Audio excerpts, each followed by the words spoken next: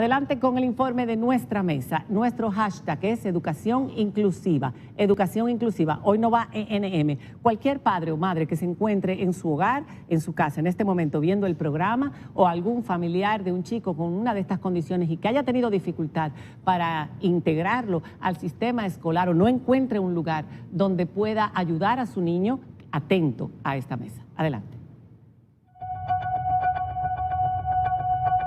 Tanto en el sector público como privado, padres se quejan de la dificultad para que admitan a sus hijos con condiciones especiales en escuelas y colegios. Como es el caso de Melanie Ferreras, madre de un niño con autismo. Hemos llamado a más de 10 colegios y nos hemos entrevistado y hemos conversado. Colegios que son inclusivos, de cuando te dicen, mira, manda por WhatsApp para que te manden la información, y te dice que no están cogiendo niños con TEA, sobre todo autismo. Otras condiciones sí, pero con autismo no. Entonces yo me pregunto, yo no puedo creer que yo esté en el siglo XXI, aquí en Santiago, que yo esté pasando esto. Yo nunca predije, nunca me imaginé que a esta altura de juego yo iba a estar personalmente yo pasando esto. Entonces la denuncia es la siguiente. Si no tengo opción académica, ¿en qué colegio voy a poner a mi hijo para el próximo año escolar? Su situación no es única. Según un informe reciente del Programa de las Naciones Unidas para el Desarrollo y el Consejo Nacional de Discapacidad, el 93% de las personas con discapacidad no asiste a las escuelas en República Dominicana y el 36% de mayores de 15 años no sabe leer ni escribir. Esta realidad contrasta con los niños con condiciones especiales que sí han logrado acceder a una educación. El impacto que tiene la escolarización en la adaptación en la sociedad de estos niños y en la mejora de su condición es determinante.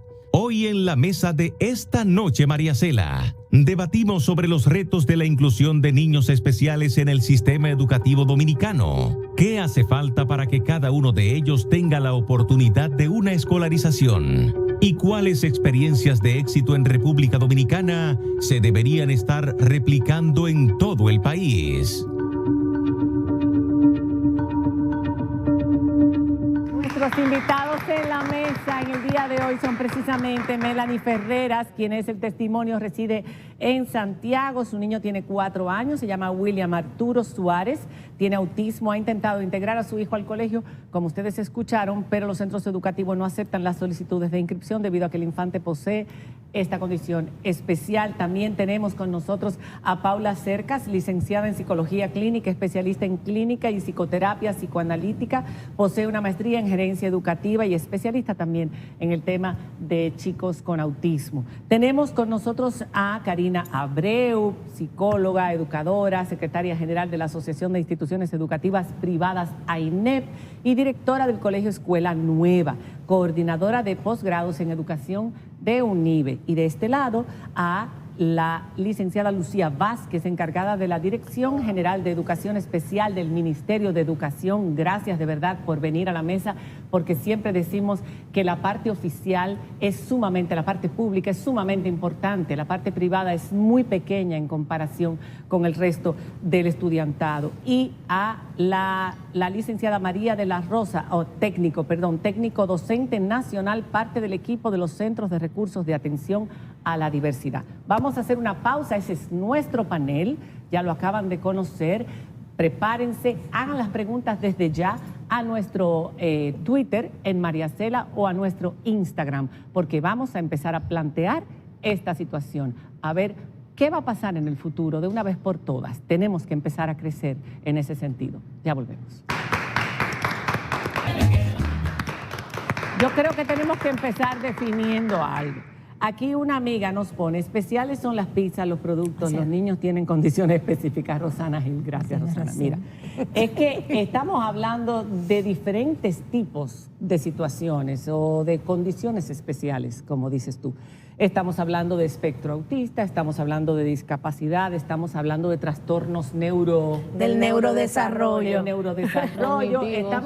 ¿Cuántas cosas hay hoy día? Entonces, es importante, si estamos hablando aquí, y sobre todo por el testimonio de una madre, de derechos, que debemos usar los términos de la ley. Tenemos una ley y habla la ley de discapacidad. Entonces no podemos tenerle miedo a los términos. Discapacidad no es lo mismo que discapacitado. Las leyes te empoderan. Por tanto, hay una población que tiene que empoderarse y estamos hablando de una ley de discapacidad. Los problemas de aprendizaje pueden estar asociados o no a discapacidad. ¿Okay? El espectro autista está dentro de las condiciones que llamamos discapacidad. Hay otros trastornos del neurodesarrollo que no llegan a... Entonces, bueno, eso, porque como dice la señora, me encantó y se lo voy a robar, especial. Todos somos especiales. Eso es verdad. Todos, pero cada uno de nosotros, o diferentes. Síndrome de Down, se decía niños especiales. Claro. Para no decirles síndrome de Down. Pero primero, en el pasado, era un epíteto horroroso. Sí, mongólico. Después fue síndrome de Down, que es la terminología correcta que define el síndrome. Pero ahora ya ni eso, entonces es especial. Y tienes razón, estamos pasando un paño tibio sobre todo. Es una discapacidad, pero la gente se sentía, porque en un pasado era incapacitado. Todavía hablamos de parqueo para o inválido, o sea, una persona que no tiene valor o que no tiene una capacidad de nada. Hay una etiquetación del término, en realidad. Pero hay un libro sobre eso, del mutante a la persona. O sea, ya lo primero es poner en el primer lugar la persona y luego la condición de discapacidad que tiene. Exacto. Por ejemplo, una persona con autismo o un niño con autismo, una persona con discapacidad visual o discapacidad auditiva, cuando se refiere a la persona sorda. En algunos casos nosotros decimos entonces niños con necesidades específicas de apoyo educativo. Necesidades específicas. Porque, por ejemplo, bueno, en el caso de sordo o en el caso de mudo, que tampoco ya se le dice sordo y mudo. Porque no existe. Esto es complicado, cómo están cambiando las cosas. Pero a propósito de eso, en Estados Unidos ellos sí que no usan, a pesar de todo. Y ahora estuvimos viendo los premios Oscar y es la segunda vez que le dan un Oscar a una persona que es sordomuda. Es sorda. No, bueno, es sordo y por eso es que no existe. habla. Exactamente, Exacto, por eso es sordo. Porque Sí, no no se aprendió a comunica. hablar en su Lengua de niñez. señas. Exacto, es sordo. Exacto. Antes se decía sordomudo, ¿te Exacto. acuerdas? Sí, Entonces, todavía. es sordo y no se le dice, ¿cómo es? Con discapacidad auditiva. Auditiva. Pero sabes que la comunidad de sordos y ciegos, ellos se sienten muy bien cuando le dicen sordos y ciegos. Ellos se empoderan de eso. No es que se sienten muy bien, a ver, que le están dando, pero que no se sienten etiquetados ellos mismos. Entre la comunidad, se llaman la comunidad de sordos y la comunidad de ciegos. Y es importante que esta población de ciegos y sordos no estaban dentro de no se consideraban como... Nunca han estado en la ley porque las barreras son de traductor, de equipamiento, por tanto se ha asumido que siempre podían estar en las escuelas regulares. Y de hecho es así. Nosotros tenemos a la comunidad sorda en las escuelas regulares, integrados. Vamos a empezar hablando del testimonio. Ahí estuvimos escuchando un poquito de lo que pasa o ha pasado esta madre en particular con su niño de 4 años que ha sido diagnosticado con autismo, como 1 de cada 68 niños. Según la CDC. Según la CDC, pero es escandalosa la cifra. Es escandalosa también el 93, el PNUD, y eso fue aquí en República Dominicana, 93 de las personas discapacitadas no están en la escuela, y el 35, después de 15 años, no sabe leer y escribir, cuando hay muchos niños que podrían perfectamente. Vamos a hablar contigo, Melanie. Cuéntanos un poquito qué te motivó a hacer ese video, y ese video dio pie a esta mesa porque lo recibimos y entendimos que aquí había una situación, aunque lo sabemos, pero escuchar a una madre relatar lo que vive y ponerse en sus zapatos, nosotros dijimos, vaya, si me hubiese tocado a mí, yo hubiera movido cielo y tierra para que todo cambiara en mi país. ¿Qué pasó o qué está pasando en tu casa? Primeramente, muchas gracias por el espacio y por recibirme y por la invitación. Buenas noches. Lo que ha pasado es lo siguiente. Con William Arturo se tocó la puerta de 10 entidades privadas. Uno siempre quiere tener una educación dentro de los parámetros, o sea, dentro de la visión que uno desea, presupuesto, y uno quiere lo mejor a pesar de que hay una condición, hay un diagnóstico. Nunca imaginé enfrentar una situación tan cruda en mi país de que pusieran excusas, no hay personal preparado, capacitado, te lo recibo con una maestra integradora o lo que le llamamos una acompañante sombra. Pero si el niño no se adapta, pues lo tengo que sacar ya en el transcurso del año escolar, que es algo que se violenta en su derecho innato por la educación. Sigo llamando, sigo tocando puertas, entidades que sí son inclusivas. No estamos ya trabajando con niños dentro del espectro. O sea, dentro del espectro. Dentro del espectro. O sea, estamos trabajando con niños con síndrome de Down, con TDAH, que es el trastorno de déficit de atención, pero con esa condición nos estamos reservando el derecho de admisión.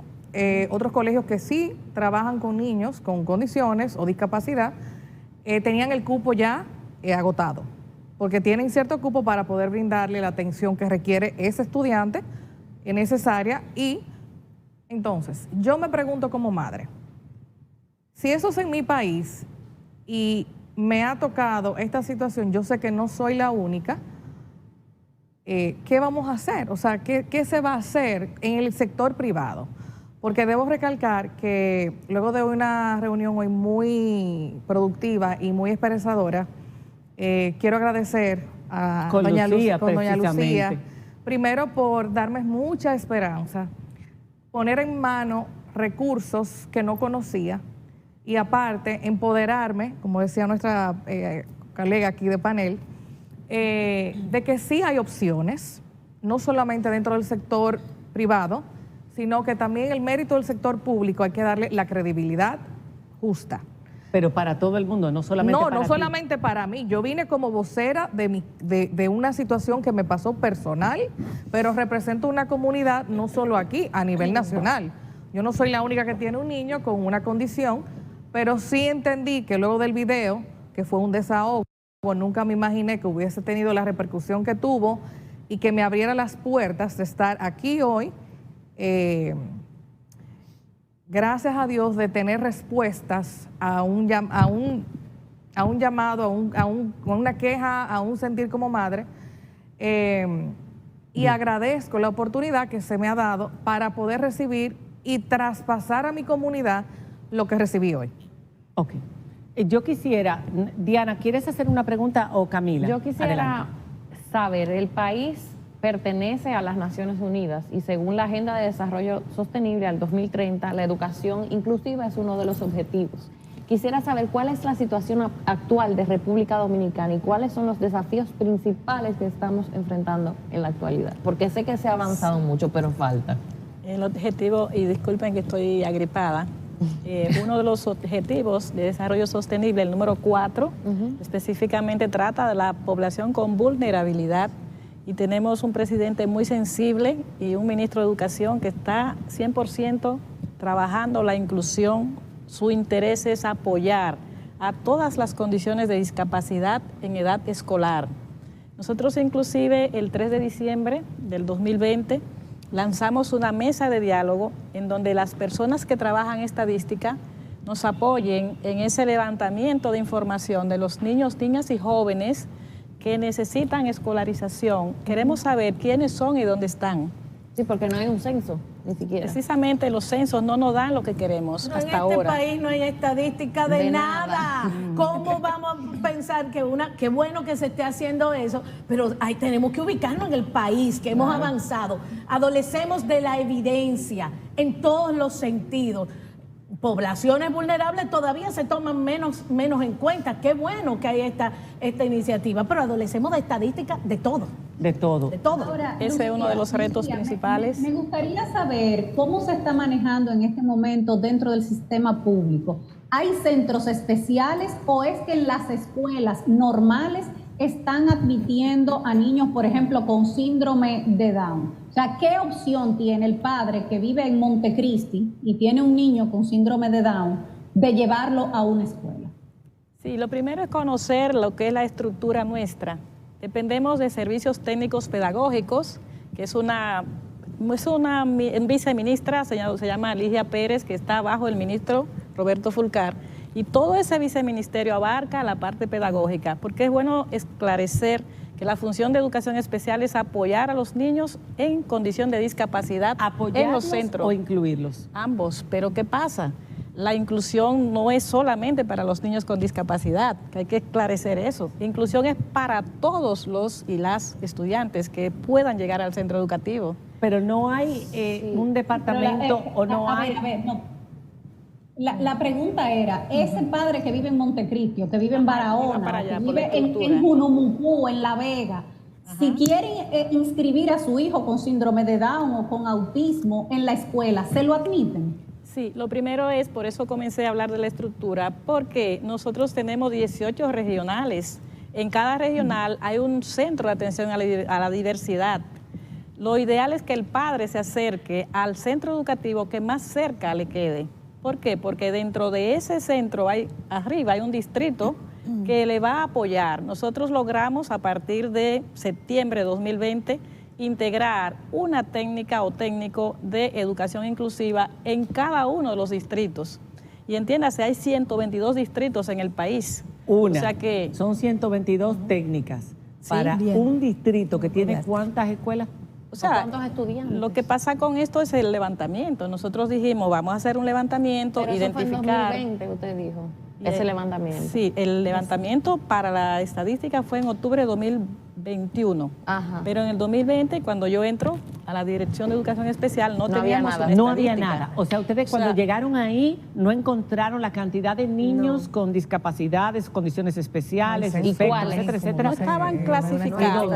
Precisamente el sí. CIGER, que es el sistema de gestión para identificar cuántos estudiantes hay, no tiene aún en una tabla que inclusive se le suministró esa plantilla para que se identifique las edades, las condiciones que tienen estos niños. O sea que de cero mata cero. Y ahí es difícil porque tampoco, no es solo acceso a la educación, sino acceso a un diagnóstico. Hay padres que ni siquiera saben lo que su hijo tiene, que esa es otra cosa. Para eso están los centros de atención a la diversidad. Lo que queremos es que las familias se acerquen. Y allí se le hace su evaluación psicopedagógica, se confirma el diagnóstico. Muchos lo llevan, otros no lo saben.